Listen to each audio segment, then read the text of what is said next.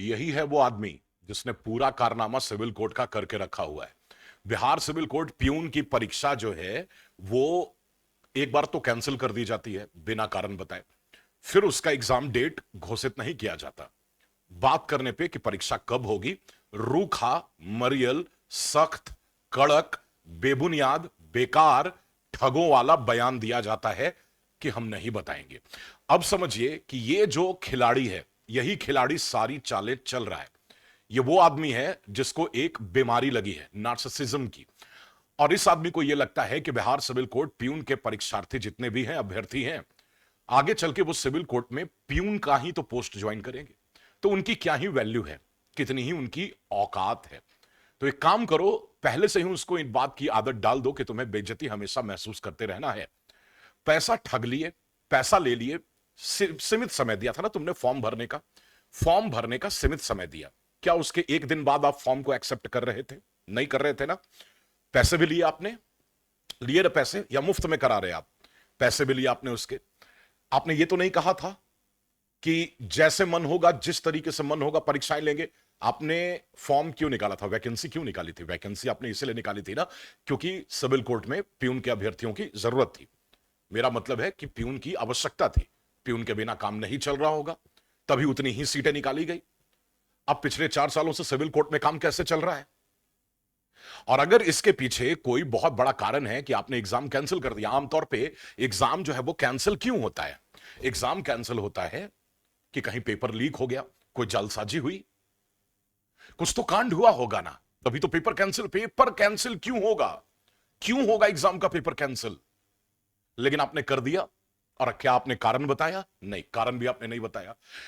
आप लोग पढ़े लिखे लोग हैं और ये दावा भी करते हैं, आप लोगों में ईगो भी उतनी ही बड़ी है। बड़ी है ना ईगो। आप हम लोगों को क्या समझते हैं? कीड़े मकोड़े ही तो शायद समझते होंगे ना। तभी तो आप एग्जाम कैंसिल करने का मतलब समझते हैं आप। एक कैंडिडेट, आपको क्या लगता है कि आपके पोजीशन पे बैठा हुआ है तब वो पीयून के लिए अप्लाई कर रहा है क्या? क्या वो जज है कहीं का? या वो आपके संस्था में किसी बड़े पद को सुशोभित कर रहा है? तो फिर आपने उनको इतनी बड़ी सजा क्यों दी? वो ऐसे परिवार से आते हैं जहां पे एक एक पैसे का महत्व होता है। शायद आपके लिए नहीं हो, और आपके लिए शायद समय का भी महत्व ना हो, तभी तो आपने 4 साल बर्बाद कर दिए कैंडिडेट्स के। अब आप मुझे ये बताइए कि वो एग्जाम देने गए होंगे तो ट्रेवलिंग का, यात्रा का खर्च हुआ होगा, ठहरने का खर्च हुआ होगा। कि आपने होम टाउन में उनका सेंटर दिया था क्या? तो इसका मतलब एक एग्जाम के पीछे आपने हजारों रुपए उड़वा दिए उनके, 4 साल बर्बाद कर दिए, और आप परीक्षा नहीं ले रहे हैं और एग्जाम कैंसिल कराने का कारण भी नहीं बता रहे आप। वो कौन सी जालसाजी हुई परीक्षा में जिसकी वजह से एग्जाम कैंसिल किया गया? क्या पेपर लीक हुआ था, या किसी ने पैसे खाए थे, आपको इस बात का पता चल गया था, या पेपर बिक गया था, या उसमें सेटिंग हुई थी? ऐसी क्या बात हुई थी जिसकी वजह से एग्जाम कैंसिल हुआ? अपरिहार्य कारण क्या होता है? क्या होता है अपरिहार्य कारण? क्या कोई भी इस जग में मुझे बता पाएगा कि अपरिहार्य कारण की वजह से एग्जाम कैंसिल हुआ? तो क्या वो अपरिहार्य कारण जानने का हक छात्रों को नहीं है?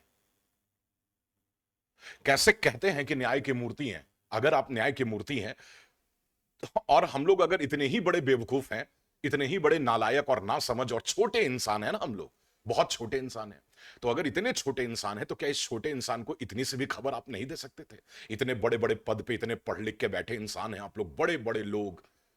हाँ, आपके आगे पीछे इतने पुलिस वाले चलते हैं, हाई सिक्योरिटी में चलते हैं, और इस तरह के हालात हैं। कुछ तो जिम्मेदारी बनती है, कुछ तो जानने का हक प्यून के अभ्यर्थियों को है। जब वही हालात जो असभ्य और अशिक्षित लोग करते हैं, और अगर कोर्ट के एडमिनिस्ट्रेटिव सिस्टम की तरफ से भी अगर इसी तरह की हरकतें होंगी, तो आप ये कैसे उम्मीद करते हैं कि आपकी इज्जत जो है वो समाज में करी जाएगी? या फिर उस नकली इज्जत जो आपके नीचे काम करने वाले 4 लोग आपको देते हैं, आप उससे खुश रहते हैं, और उस नकली इज्जत को पाके आपको लगता है कि आप बहुत बड़े भगवान हैं, गॉड हैं, और फिर जिसके साथ जैसी मर्जी आए गैर जिम्मेदाराना रवैया जो है वो हम लोग अपना लेंगे। और ये जो बैठा हुआ बीच वाला शख्स है ना, ये इसी का सारा खेल है। मतलब आप समझिए कि ना तो ये बंदा ठीक से बात करता है, ना तो ये कोई जिम्मेदारी लेता है, ना ही इसने 4 सालों में किसी भी तरीके की स्पष्ट कोई बात रखी है।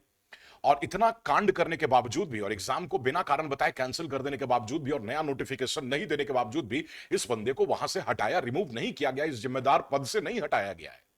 इसका मतलब कि यह बंदा सारे खेल खेल रहा है, यह बंदा जरूर कोई सेटिंग कर रहा है। यह कोर्ट के अंदर है तो सुरक्षित है। अगर यह सरकार के अंदर होता तो इसका वो हश्र होता कि इसका पूरा परिवार देखता कि उसी कोर्ट में जब इन्हें घसीटा जाता और इनके ऊपर चार्जेस लगाए जाते और यह कहा जाता कि तुमने क्या गलतियां करी हैं, तब शायद इसको समझ में आता। इसी तरह के लोगों के लिए जो ये बीच का आदमी इस तरह की हरकतें कर रहा है ना, इसी तरह के लोगों के लिए दो कौड़ी का आदमी कहते हैं। और यह है भी, इसकी कोई इज्जत विज्जत नहीं है। इसके अपने नीचे काम करने वाले लोग इनकी इज्जत नहीं करते। गुड मॉर्निंग सर कह देते हैं, इतने में ये खुश हो जाता है बंदा, इतने में खुश हो जाता है कि गुड मॉर्निंग सर बोल दिया। हाँ सर कैसे हैं सर, इतने में ये खुश हो जाता है। इसको लगता है इसने ब्रह्मांड जीत लिया। ब्रह्मांड जीत लिया तुमने। परीक्षा नहीं कराएंगे, परीक्षा का डेट भी नहीं बताएंगे। बीच बीच में इधर उधर से हल्ला होगा, अक्टूबर में परीक्षा होगी, सितंबर में परीक्षा होगी, कोई स्पष्टीकरण नहीं। इतना गैर जिम्मेदार मत बनो भाई, इतने गैर जिम्मेदार मत बनो, इतने बेकार आदमी मत बनो भाई। अब नई मैम ज्वाइन करेंगी सोमवार से। उम्मीद है कि शायद वो अपनी तरफ से कोई एक्शन ले उस बीच वाले आदमी के ऊपर, क्योंकि उस आदमी ने ही सारा खेल रच के रखा हुआ है। कैसे इतने लो क्लास के आदमी को, बेगैरत इंसान को इतनी बड़ी जिम्मेदारी दे दी जाती है जिसकी कोई क्षमता नहीं है।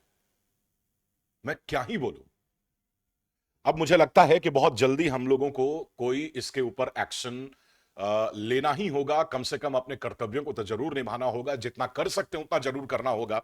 मैंने टेलीग्राम ग्रुप का लिंक जो है वो आपको डिस्क्रिप्शन बॉक्स और कमेंट बॉक्स में दे दिया है, वहां से आप लोग जुड़ जाइए और आगे देखते हैं कि हम लोग क्या कर सकते हैं। अब सबसे बड़ी बात यह है कि जो कुछ भी करना है वो कोर्ट के लिए ही करना है, और उसी कोर्ट में कल होकर आप ज्वाइन भी करने वाले हैं, और वही कोर्ट सबको सजाएं भी देती है, पनिशमेंट भी देती है। तो उस कोर्ट के लिए आप कैसे क्या करें, कितना एक्शन लें, कितना नाप तौल के ले, ये बहुत कुछ सोचना समझना पड़ता है। लेकिन फिर भी अब बहुत जरूरी हो गया, पानी सर से ऊपर जा चुका है।